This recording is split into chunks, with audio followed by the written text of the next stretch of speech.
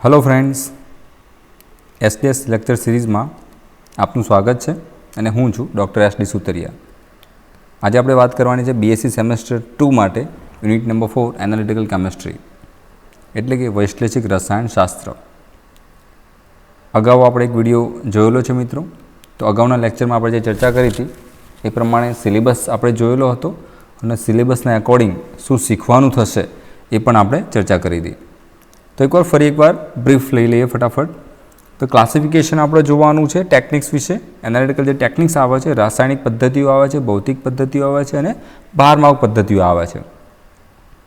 Introduction छे, literature of analytical chemistry छे, एटले लिटरेचर सर्च केवी रीते करवुं, केवी रीते माहिती मळशे एना विषे आपणे आजे चर्चा करवाना छीए।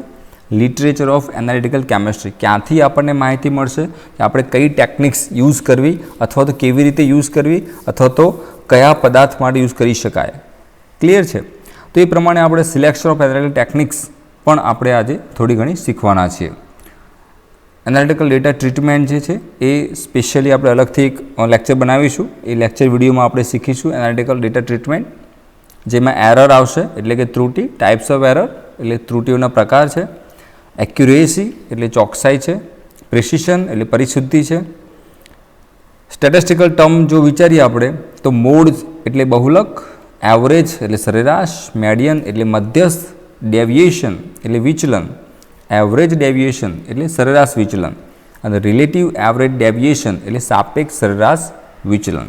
तो आ बधुं ज आपणे स्टेप बाय स्टेप अगाउना लेक्चरमां जोईशुं। स्टेटिस्टिकल टर्ममां स्टांडर्ड डेविएशन पण आवे छे एटले के प्रमाणभूत विचलन कही शकाय। कोएफिशिएंट ऑफ वेरियन्स एटले के सापेक्ष प्रमाणभूत विचलन आपणे एने कहीशुं।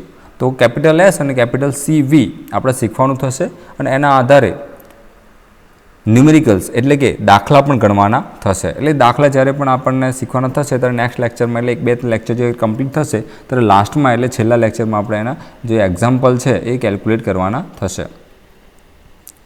ए ज रीते क्यू टेस्ट आपणे पूछाय छे तो क्यू test for the reaction of the elements एटले जे पण आपणे टेस्ट करेला छे, रिजल्ट लीधेला छे एना न्यूमेरिकल्स केल्क्युलेशन करवाना है कि घणा बधा रेडिकल्स होय एने आपणे टेस्ट करीए छीए। ए ज प्रमाणे वॉल्यूमेट्रिक एनालिसिस ज्यारे आपणे परफॉर्म करीए छीए त्यारे रीडिंग लईए छीए। तो बीरेटोनुं जे रीडिंग छे ए रीडिंगना आधारे कयुं रीडिंग साचुं छे, कयुं रीडिंग खोटुं छे अथवा कयुं रीडिंग अवगणी शकाय अने कयुं रीडिंग राखी शकाय एना विषे आपणे चर्चा करवानी छे अने एना आधारे आपणे एना दाखला केल्क्युलेट करवाना छे। तो आपणे आजे वात करवानी छे introduction of the analytical chemistry and literature of analytical chemistry एटले के वैश्लेषिक रसायणशास्त्रनुं जे साहित्य छे ए आपणे क्यांथी मळशे अने केवी रीते मळशे। तो मित्रों आपणे खबर छे घणी बधी वार आपणे कोईक वस्तु फाइंड आउट करवी होय तो आपणे शुं करीए छीए, तो आपणे ए शोधवा माटे घणीवार जूनी पद्धति प्रमाणे जोईए। ज्यारे बहु जूना काळमां ज्यारे इंटरनेटनी सुविधा नहोती त्यारे आपणे शुं करता हता, बुक्सनो यूज करता हता, रेफरन्स बुक्स घणीवार यूज करता हता। અને હવે ઇન્ટરનેટ ઇઝીલી મળી જાય છે એટલે આપણે ઇન્ટરનેટ યુઝ કરીએ છીએ, પણ છતાંય રેફરન્સ બુકનું ઇમ્પોર્ટન્સ હજુ પણ એટલું જ છે, કારણ કે જે રેફરન્સ બુકમાં જે માહિતી છે હજુ પણ એ ગૂગલમાં કદાચ આપણને શોધવાથી ના પણ મળે। એટલે રેફરન્સ બુક મેઇન ઇમ્પોર્ટન્ટ છે આપણા માટે, એટલે એને ગુજરાતીમાં સંદર્ભ બુક તરીકે ઓળખવામાં આવે છે। એટલે આ જે એનાલિટિકલ કેમિસ્ટ્રી છે જે બહુ જ વિશાળ ટોપિક છે, જેના અંદર આપણે એક દિવસમાં તો 1 કલાકમાં ચર્ચા કરીએ એ शक्य ज नहीं। बहु विशाल टॉपिक है, छतांय आपने परीक्षा में अथवा तो रोजबरोजनी जिंदगी में जो आपने पूछाय है एनी आपने माहिती होवी जरूरी है। एटला माटे आपणे अहींया थोड़ा घणा एक्जाम्पल लीधेला है जे आपणे चेक करीशुं। अने एनालिटिकल केमिस्ट्री एवो टॉपिक है कि जे रोजे रोज चेन्ज थतो रहे छे, एटले एनी अंदर सुधारा वधारा थता रहे छे। कोई टेक्निक्स आज आ रीते करी है तो कदाच कोई 2-5 वर्ष पछी टेक्निक्स थोड़ी चेन्ज पण थाय, एमां अपडेट आवती रहे छे। जेम आजकल मोबाइल में अपडेट्स आवे छे, लैपटॉप्स में अपडेट्स आवे छे, एम दरेक रीते जे केमिकल एनालिसिस है, केमिकल एनालिसिस में पण रोजे रोज अपडेट आती रहे छे। कंईक ने कंईक नवुं नवुं बनतुं रहे छे ने आपणे जाणवा मळे छे ने ए आपणा माटे खूब ज फायदाकारक छे, जेना कारणे आपणे इजीली सारामां सारा प्रेक्टिकल्स परफॉर्म करी शकीए छीए अने एना रिजल्ट मेळवी शकीए छीए। अने रिजल्ट मेळव्या पछी एनुं जे इंटरप्रिटेशन छे ए पण आपणे इजीली करी शकीए छीए। એટલે એનાલિટિકલ કેમિસ્ટ્રીમાં ખૂબ જ ઉપયોગી એવો ટોપિક આપણને શીખવાનો છે કે જે આપણે કેલ્ક્યુલેશન કરીને જવાબ આપણને મળે છે। ઘણા બધા ઇન્સ્ટ્રુમેન્ટ જે છે કે એ અત્યારે હાલ લેટેસ્ટ ટેકનોલોજીમાં યુઝ કરે છે। તો એ બધા જ શું કરે છે તો કોમ્પ્યુટરાઇઝ મેથડથી યુઝ કરે છે. કોમ્પ્યુટરાઇઝ GC છે, HPLC છે, IR છે, આ બધા જ જે મેક્સિમમ જે મોંઘા ઇન્સ્ટ્રુમેન્ટ છે, ફોર એક્ઝામ્પલ NMR છે, તો એ બધા જ ઇન્સ્ટ્રુમેન્ટમાં કોમ્પ્યુટરાઇઝ મેથડથી તમને એનાલિટિકલ ડેટા ચેક કરવામાં આવે છે. અને એ એનાલિટિકલ ડેટા આપણે જ્યારે ફાઇન્ડ આઉટ કરીએ છીએ ત્યારે ફાઇન્ડ આઉટ કર્યા પછીનું ઇન્ટરપ્રિટેશન આપણા માટે ખૂબ જ અગત્યનું થઈ જાય છે. અને એ અગત્યનું એટલા માટે છે કે જો તમને ડેટા એનાલિસિસ કરતાં નથી આવડતું તો પછી આપણે એને ઇન્ટરપ્રિટેટ નથી કરી શકતા. એટલે સૌથી પહેલાં આપણે શીખવું પડે કે કઈ રીતે ઇન્ટરપ્રિટ કરવું પડે અને પછી તમારે પ્રેક્ટિકલ પરફોર્મન્સ આપવું પડે. તે રીતે આપણે પ્રેક્ટિકલ પરફોર્મ કર્યા પછી એનું રિઝલ્ટ મેળવીએ છીએ અને એના પર્સન્ટેજ ફાઇન્ડ આઉટ કરીએ છીએ કે ખરેખર એ કેટલા પ્રમાણમાં સાચું છે. અને આ બધી જ જે ટ્રીટમેન્ટ છે એ ટ્રીટમેન્ટ ઘણીવાર ઓનલાઈન આપણને નથી મળતી, એટલે આપણે રેફરન્સ બુક્સનો જ આજે પણ ઉપયોગ કરીએ છીએ. તો રેફરન્સ બુકની અંદર ઘણી બધી એવી માહિતી છે કે જે આપણે જે વિચારીએ છીએ એના કરતાં પણ વધારે માહિતી અંદર મળેલી છે. એટલે આપણે લાઇબ્રેરીમાં જવું પડે, આપણી કોલેજની લાઇબ્રેરી હોય અથવા યુનિવર્સિટીની લાઇબ્રેરી હોય અથવા તો કોઈક જનરલ લાઇબ્રેરી હોય, જે પર્સનલ લાઇબ્રેરી ઘણીવાર હોય છે સોસાયટીમાં, માર્કેટમાં અથવા તો મોટા મોટા શહેરોમાં કે જ્યાં તમને બધા જ પ્રકારના પુસ્તકો મળી રહેતા હોય છે. તો એ પુસ્તકો આપણા માટે ખૂબ જ અગત્યના છે. પુસ્તકોની અંદર આપણે સ્પેસિફાઈ કરવાનું છે કેમેસ્ટ્રીમાં સ્પેસિફાઈ કરીશું એનાલિટિકલ કેમેસ્ટ્રી અને એનાલિટિકલ કેમેસ્ટ્રીમાં સ્પેસિફાઈ કરીશું એનાલિટિકલ ટેકનિક્સ. તો ટેકનિક જે છે એ આપણે કઈ બુકમાંથી મળશે અથવા તો કઈ ટેકનિક કઈ જગ્યાએથી મળશે એ આપણે શોધવા માટે લાઇબ્રેરીમાં જઈને સિસ્ટમેટિક પરફોર્મ કરવું પડે અને ત્યારે તમને ત્યાં જઈને એ બુક મળશે અને બુકમાંથી તમે પદ્ધતિ યુઝ કરીને પ્રેક્ટિકલ પરફોર્મ કરી શકશો. માની લો કે આપણને જનરલી લેબોરેટરીમાં આવો છો ત્યારે એક સિમ્પલ પ્રેક્ટિકલ બુક આપવામાં આવે છે. એ પ્રેક્ટિકલ બુક જે કોમ્પ્યુટરાઇઝ મેથડથી બનાવેલી છે એની અંદર પ્રિન્ટેડ જે ડેટા આપેલા છે, જે ટેસ્ટ આપેલી છે, ટેસ્ટ આપણે બધી જ પરફોર્મ કરીએ છીએ. For example organic qualitative analysis હોય તો આપણે એક ઓર્ગેનિક પદાર્થ ફાઇન્ડ આઉટ કરીએ છીએ. જો ઇનઓર્ગેનિક ક્વોલિટેટિવ એનાલિસિસ હોય તો ઇનઓર્ગેનિક પદાર્થ ફાઇન્ડ આઉટ કરીએ છીએ, ધનાયન ઋણાયન ફાઇન્ડ આઉટ કરીએ છીએ. જો વોલ્યુમેટ્રિક એનાલિસિસ હોય તો એની અંદર આપણે શું કરીએ છીએ, બ્યુરેટ પીપેટ વડે ટાઇટ્રેશન કરી અને ટાઇટ્રેશનનું જે પર્સન્ટેજ વેલ્યુ અથવા તો ગ્રામમાં આપણે એનો આન્સર લાવીએ છીએ. તે બધા જ જે પ્રેક્ટિકલ્સ છે એ પ્રેક્ટિકલ્સ શું કરવા આપેલા છે તો આપણને માહિતી મેળવવા માટે આપેલા છે. એમાંથી જે વોલ્યુમેટ્રિક એનાલિસિસ છે એ મેક્સિમમ એનાલિટિકલ કેમેસ્ટ્રીમાં આવતો ટોપિક છે. ઇનઓર્ગેનિક મિક્સચરની અંદર અથવા તો ઇનઓર્ગેનિક પ્રિપરેશનની અંદર અથવા તો એલો એનાલિસિસની અંદર જ્યારે બી પ્રેસિપિટેશન આવે છે ત્યારે એને ગ્રેવિમેટ્રિક એનાલિસિસ કહીએ છીએ.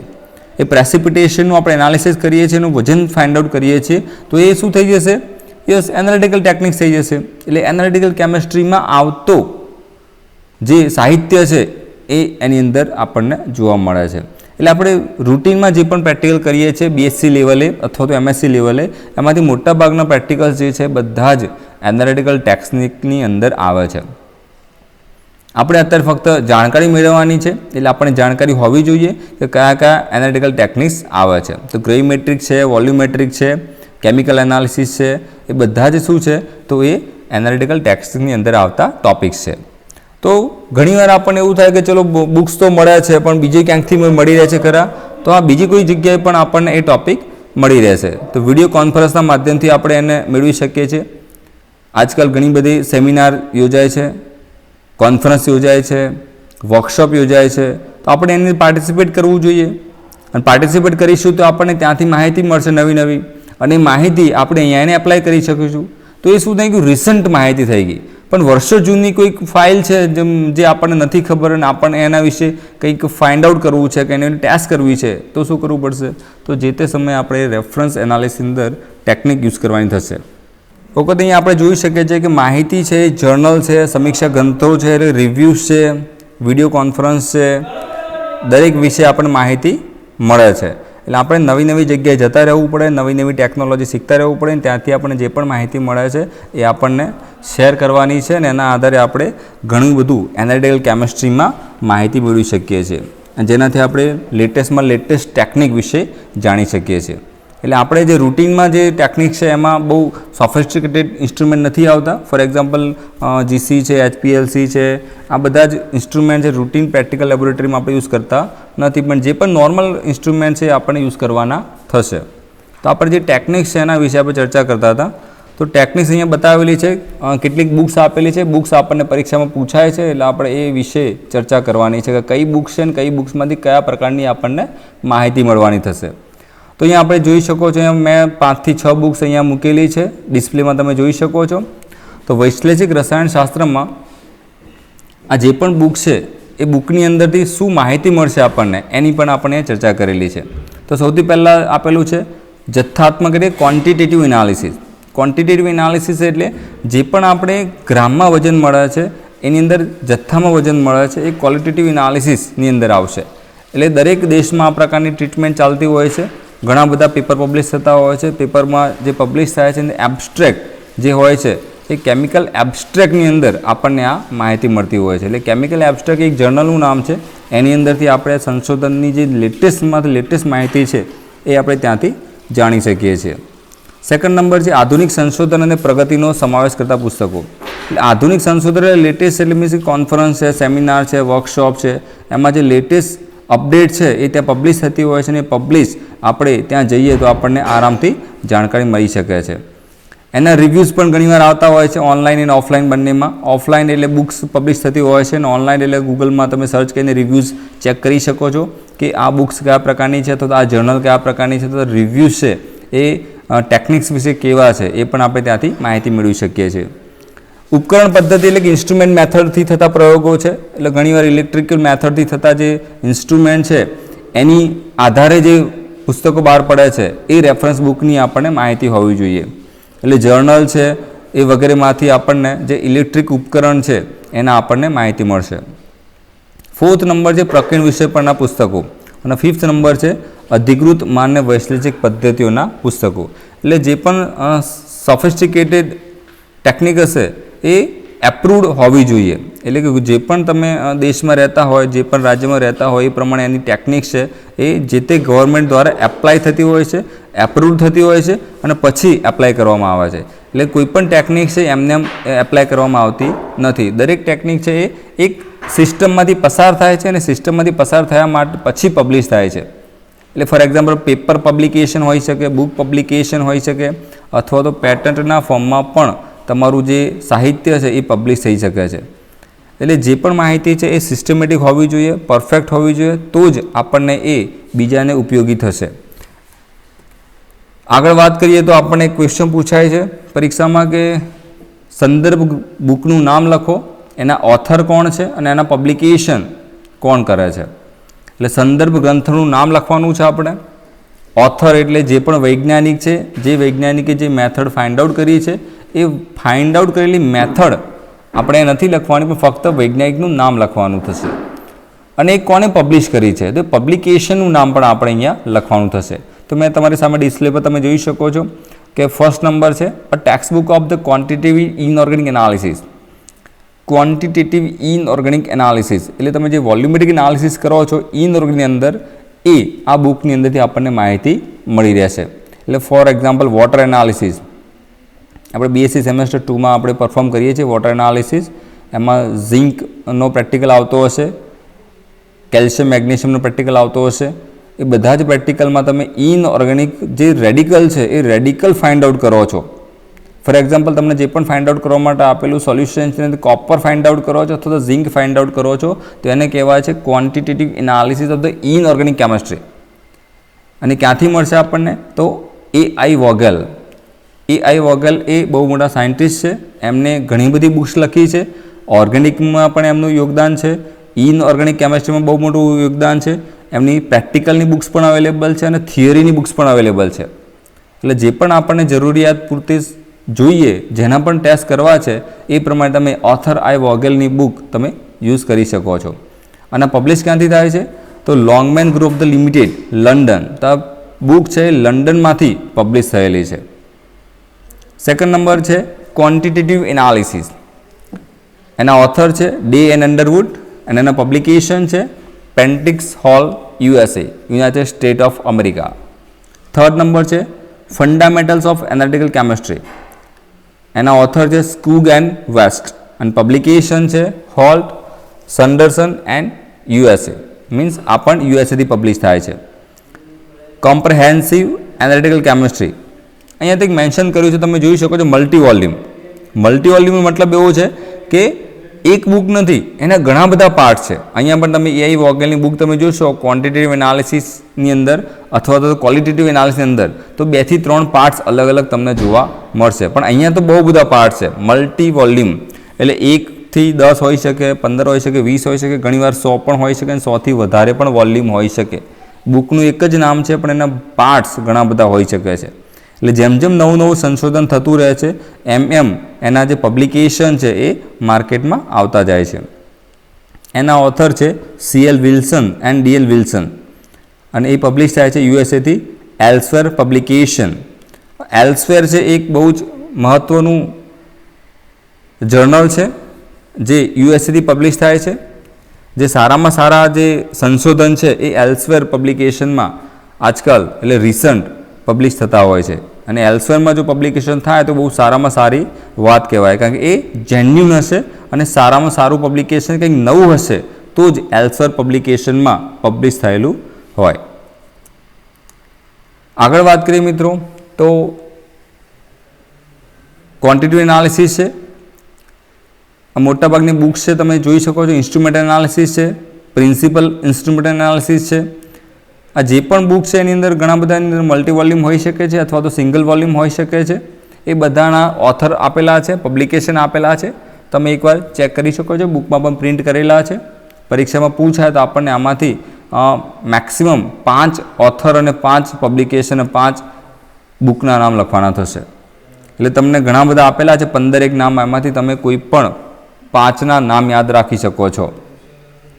અહીંયા 5 નંબરમાં તમને આપેલું છે treatise of analytical chemistry, multi volume આપેલું છે. 6 નંબરમાં આપેલું છે ક્વોન્ટિટેટિવ કેમિકલ એનાલિસિસ. 7 નંબરમાં ઇન્સ્ટ્રુમેન્ટ એનાલિસિસ.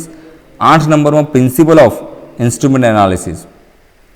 એટલે ઓથર 5 નંબરમાં તમે જોઈ શકો છો કોલ્થુફ એન્ડ એલ્વિન. પબ્લિકેશન છે એ પણ ફરીથી એકવાર યુએસએથી થયેલું છે. Inter science publication, Kolthoff, Sandell, મેકેન and Bruckenstein, the Macmillan corporation, London, ત્યાંથી પબ્લિક થયેલું છે. 7 નંબર ઇન્સ્ટ્રુમેન્ટ એનાલિસિસ એ Christian Reilley and Besser, Allyn Bacon, યુએસએથી પબ્લિશ થયેલું છે. પ્રિન્સિપલ ઇન્સ્ટ્રુમેન્ટ એનાલિસિસ છે સ્કુગ એન્ડ વેસ્ટ, ઓથર છે હોલ્ટ, રેનહાર્ટ એન્ડ વિન્સોર, યુએસએથી પબ્લિશ થયેલું છે. તો એ જ પ્રમાણે તમે અહીંયા જોઈ શકો છો 9, 10, 11, 12 instrumental methods of analysis, analytical chemistry 5th edition, introduction to chemistry analysis, official methods of analysis. Author અને પબ્લિકેશન મોટાભાગના યુએસએના આપેલા છે. વોશિંગ્ટન DC આપેલું છે. Willard, Merritt, Dean and Settle, Northland, USA, instrumental methods of analysis. Gary D Christian, John Williamsons, USA, analytical chemistry 5th edition. R.D. Brown, MC Grove Hill book of USA, introduction to chemical analysis. વોશિંગ્ટનથી જે publish થાય છે એ association of the official analytical chemistry, એને શોર્ટમાં આપણે AOAC પણ કહી શકીએ છીએ, official methods of analysis. Next છે SS Sigia and Hanna, John Williamsons, quantitative organic analysis. AI Vogel ફરીથી આપણે અહીંયા જોઈ શકીએ છીએ લોંગમેન ગ્રુપ ધ લંડન, એટલે કે યુકેમાંથી પબ્લિશ થાય છે. એલિમેન્ટરી પ્રેક્ટિકલ ઓર્ગેનિક કેમિસ્ટ્રી, જે ક્વોન્ટિટેટિવ ઓર્ગેનિક એનાલિસિસમાં ઉપયોગમાં આવે છે. પોલોગ્રાફીની પણ બુક્સ આવે છે જે કોલ્થુફ એન્ડ લેંગમેન ને પબ્લિશ કરેલી છે અને પબ્લિશ છે જે ન્યૂયોર્કથી પબ્લિશ થાય છે. તો આ પ્રમાણે ઘણી બધી લિસ્ટ લાંબુ છે પણ એ આપણે બધું જ બતાવતા નથી, પણ તમારે આમાંથી કોઈ પણ 5 બુક્સ યાદ રાખવાની થશે અને એ યાદ રાખીને પરીક્ષામાં પૂછાય તો લખવાની થશે. એટલે અહીંયા હું તમને ફરી એકવાર બતાવી દઉં છું. અહીંયા મિત્રો જોઈ લો 1 થી 4 નંબર અહીંયા આપેલા છે. 5 થી 8 અહીંયા આપેલા છે, 9 થી 12 અને 13 થી 15. આ 15માંથી તમને કોઈ પણ 5 બુક્સ યાદ રાખવાની થશે. હવે જે પ્રમાણે બુક્સમાંથી આપણને માહિતી મળી રહે છે એ જ પ્રમાણે આપણે જર્નલમાંથી પણ માહિતી મેળવી શકીએ છીએ. જર્નલ એટલે જે રિસન્ટ માહિતી છે એ જર્નલમાંથી મળશે અને જે જૂની માહિતી છે એ બુકમાંથી મળશે. એટલે જો જૂની માહિતી આપણને જોઈતી હશે 1800ની સાલની અથવા તો 1700ની સાલની, 1900 સાલની, તો રેફરન્સ બુકમાંથી માહિતી મળી રહેશે. પણ જો તમને લેટેસ્ટમાંથી લેટેસ્ટ માહિતી જોઈએ છે 2020 2021ની, તો તમને એ ક્યાંથી મળશે? તો એ જર્નલમાંથી મળશે. તો અત્યારે રિસન્ટ જે જર્નલ પબ્લિશ થાય છે, પબ્લિકેશનનું તમને ખબર હોવા જોઈએ. એ પબ્લિકેશનના નામ આપણને ખબર હશે તો આપણે લાઇબ્રેરીમાંથી ફાઇન્ડ આઉટ કરી શકીએ છીએ. જ્યાં પણ કેમિસ્ટ્રીના જર્નલ્સ અવેલેબલ હોય ત્યાં જઈ અને આપણે અહીંયા આપેલા છે એમાંથી કોઈ પણ એક જર્નલ આજે પણ અવેલેબલ છે એ તમે ચેક કરી શકો છો. ભલે વર્ષો પહેલાં સ્ટાર્ટ થયા હશે પણ આજે પણ એ એનાલિસિસ માટે જર્નલ અવેલેબલ છે. ફોર એક્ઝામ્પલ એનાલિસ્ટ આપેલું છે 1877, royal society of chemistry, great Britain. એમાંથી આપણને શું માહિતી મળશે? તો વૈશ્લેષિક રસાયણ પૃથ્થકરણને લગતી માહિતી મળે છે. એનાલિટિકલ કેમિસ્ટ્રી 1928માં પબ્લિશ થયેલું છે, આજે પણ પબ્લિશ થાય છે. એ 1974 સુધી analytical edition of instrumental and engineering કેમિસ્ટ્રીની અંદર આ ફાળો આપેલો છે.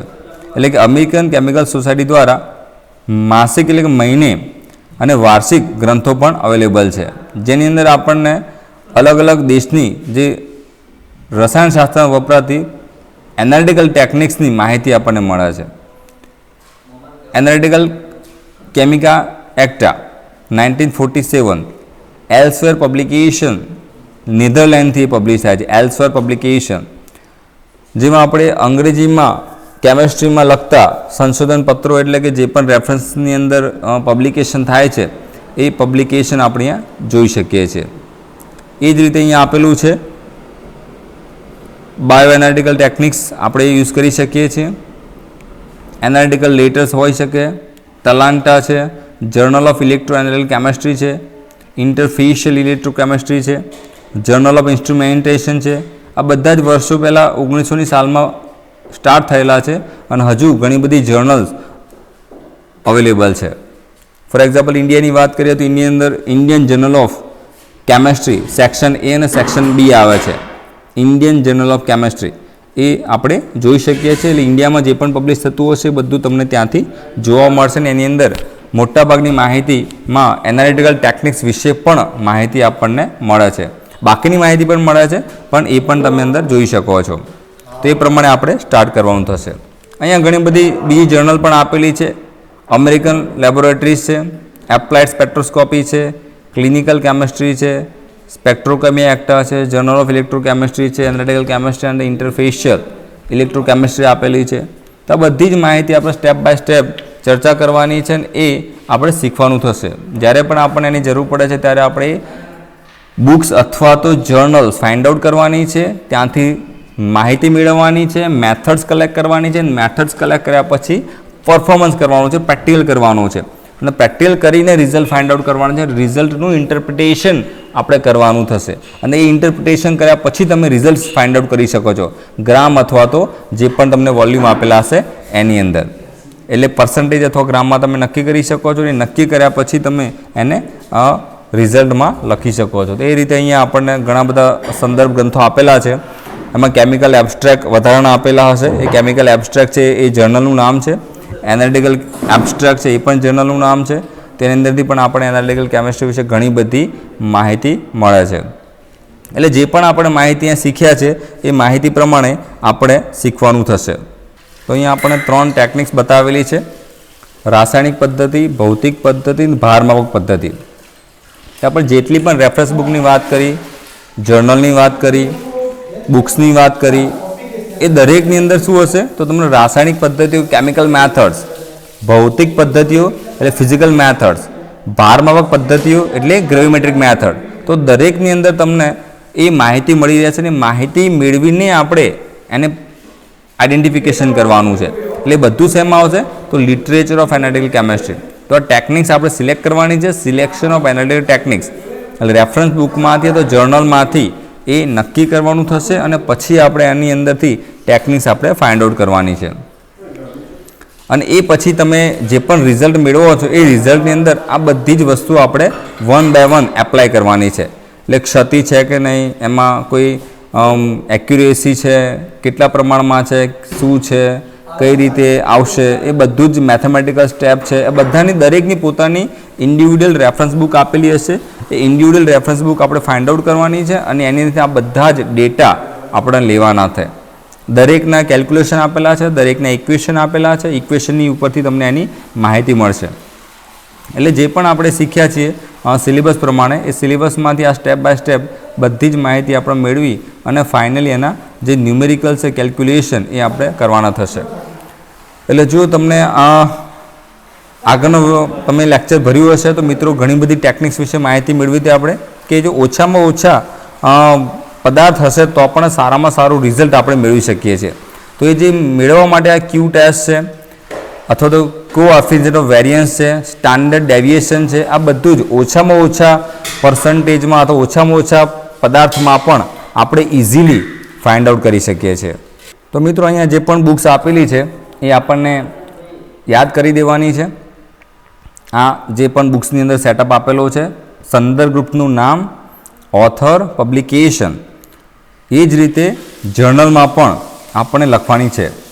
અને ઘણી બધી આપેલી જર્નલમાં પણ કોઈ પણ 5 જર્નલ મિત્રો યાદ રાખી લો જે આપણને પરીક્ષામાં પૂછાતી હોય, એ આપણને ઇઝીલી યાદ રહેતી હોય એવી 5 જર્નલના નામ, પબ્લિકેશન કોણ કરે છે અને એની અંદર શું માહિતી મળે છે એ આપણને અહીંયાથી ફાઇન્ડ આઉટ કરવાનું છે. એ પણ આપણે ઇઝીલી યાદ કરી શકીએ છીએ. અહીંયા ઘણા બધા 8 થી 9 ટૉપિક આપેલા છે. એ 8 થી 9 ટૉપિકમાંથી કોઈ પણ 5 ટૉપિક યાદ કરી લો, રિમેમ્બર થઈ જશે તો પરીક્ષામાં જ્યારે પણ પૂછાશે ત્યારે તમે ઇઝીલી નક્કી કરી શકો છો. અથવા તો કદાચ એમસીક્યુ બેઝ પરીક્ષા લેવાની થાય તો એની અંદરથી ગમે તે પ્રકારના એમસીક્યુ પૂછાય તો આપણને આવડશે. તો આ પ્રમાણે કેમિકલ એક્સ્ટ્રેક્ટ છે, એનાલિટિકલ એબ્સ્ટ્રેક્ટ છે, આ બધા જ જે છે અમેરિકન કેમિકલ લેબોરેટરી છે, એપ્લાઇડ સ્પેક્ટ્રોસ્કોપી છે, ક્લિનિકલ કેમિસ્ટ્રી છે, સ્પેક્ટ્રો કેમિકા એક્ટા છે, આ બધા આજે પણ અવેલેબલ છે. એની અંદર આજે પણ પબ્લિકેશન થાય છે. એટલે જે પણ માહિતી આખા ઓલ ઓવર વર્લ્ડમાં માહિતી મળતી હશે જર્નલના માધ્યમથી અથવા તો આપણે રેફરન્સ બુકના માધ્યમથી આપણા સુધી પહોંચે છે અને એ માહિતી યુઝ કરીને આપણે પ્રેક્ટિકલ પરફોર્મ કરીએ છીએ. આપણે બીએસસી લેવલે સિમ્પલ પ્રેક્ટિકલ બુક લઈને પ્રેક્ટિકલ કરીએ છીએ. તેની અંદર પણ ઘણી બધી માહિતી હોય છે, પણ એ બધી માહિતી ક્યાંથી આવશે? તો એ બધી જ માહિતી રેફરન્સ બુકના અંદરથી અલગ કરેલી માહિતી છે. એટલે 2-3 જાતના પ્રેક્ટિકલ હોય, ક્વોલિટેટિવ એનાલિસિસ, ક્વોન્ટિટેટિવ એનાલિસિસ. તો અલગ અલગ રેફરન્સ બુકમાંથી માહિતી મેળવી અને એક બુકની અંદર આપણને પ્રિન્ટ કરીને આપેલી હોય છે. એટલે દરેક પ્રકારની રેફરન્સ બુક અવેલેબલ હોય છે. આપણે જેનું પણ આઈડેન્ટિફિકેશન કરવાનું થાય એ પ્રમાણેની રેફરન્સ બુક આપણે સર્ચ કરવાની થશે અને એના આધારે આપણે એ ટેકનિક્સ વિશે જાણવાની થશે. અને જો ટેકનિક્સ વિશે માહિતી હશે તો આપણે ઇઝીલી એ જે તે પ્રમાણનો પ્રેક્ટિકલ જે પરફોર્મ કરી શકીશું અને પરફોર્મ કર્યા પછી ઇન્ટરપ્રિટેશન પણ આપણે ઇઝીલી કરી શકીએ છીએ. તો આ રીતે જે પણ માહિતી મળે છે એના આધારે આપણે પ્રેક્ટિકલ કરવાના થશે. તો મિત્રો આજનું લેક્ચર આપણે અહીંયા સુધી રાખીએ છીએ. વધુ આવતા અંકે જોઈશું. ત્યાં સુધી આભાર. Thank you.